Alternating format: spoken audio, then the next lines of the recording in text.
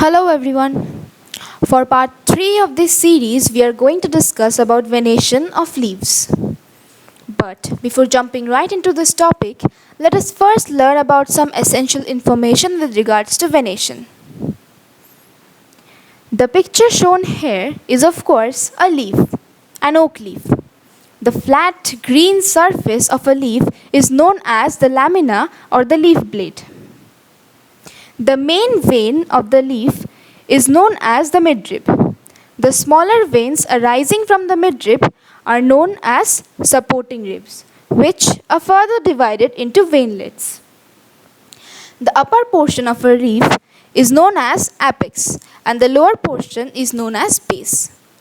A leaf is attached to the stem of the plant with the help of a small stalk known as petiole.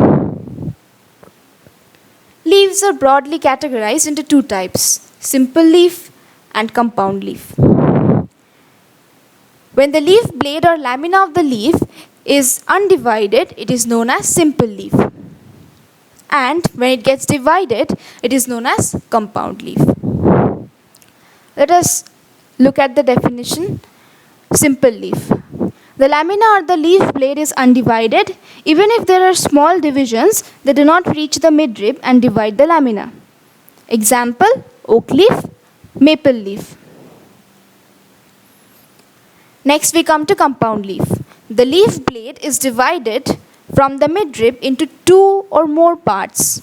Sometimes these divided parts function as separate leaves. Example, rose leaf. Compound leaves are further subdivided into two categories, palmately compound leaves and pinnately compound leaves. When all the leaflets arise from a single point, that is the tip of the petiole, it is known as palmately compound leaf. We call it palmate because it looks like the palm of our hands. Here's the definition. The leaflets are attached to the tip of the petiole. For pinnately compound leaves, when the leaflets arise from a common axis, it is known as pinnately compound leaf. The common axis is known as rachis. Here's the definition. The midrib of the leaf is divided into numerous leaflets and all are connected by a common axis. Let us now begin venation. What is venation? Venation is defined as the arrangements of veins and the veinlets in the leaves. Different plants show different types of venation. Generally, the two main types of venation are reticulate venation and parallel venation. When the veinlets form a network across the lamina of the leaf, it is known as reticulate venation. Just like you can see in this picture, the veins form a network, a web-like pattern in reticulate venation. And when the veinlets run parallel to each other, that is, they do not touch or meet each other, it is known as parallel venation. Here's the definition. In a reticulate venation, the veinlets are randomly arranged and form a network of venation. Example, dicotyledonous dicot plants like a rose plant. In a parallel venation, the veinlets run parallel to each other. Example, in monocotyledonous monocots like paddy, banana. An important fact to remember is that reticulate venation is seen only in dicot plants, whereas parallel venation is seen only in monocot plants. Now you may ask, what are dicots and monocots? Plants can be divided broadly into two categories, flowering plants and non-flowering plants.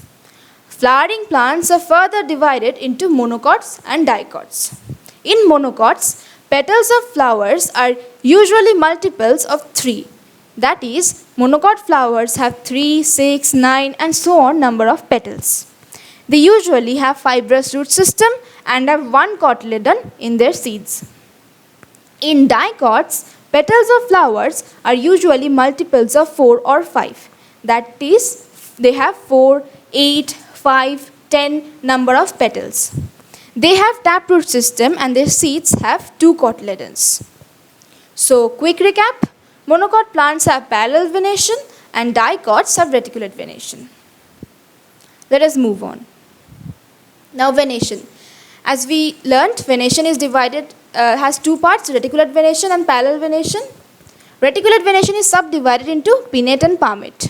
And palmate is further subdivided into convergent and divergent. Now you might have noticed two terms here, unicosted and multicosted. When a leaf has only a single prominent midrib, then it is known as unicosted venation. If not, it is called multicosted. We'll come across these terms again in the coming slides. Okay, reticulate venation. First category, pinnate. Pinnate means only one midrib is present in the leaf lamina. Example, mango. Here's the midrib. When only one midrib is present in the leaf lamina, it is known as unicosted. Palmate. Palmate is divided into two types, convergent and divergent. In convergent, veins arise from the base and converge to the apex. Example, beetle leaf. In beetle leaf, we can see the veins arising from the base and they are converging towards the apex.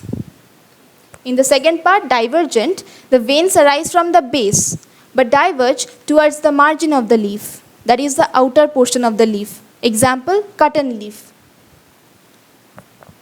So that's it for reticulate. Now we have to come to parallel venation. Parallel venation has two types, pinnate and palmate.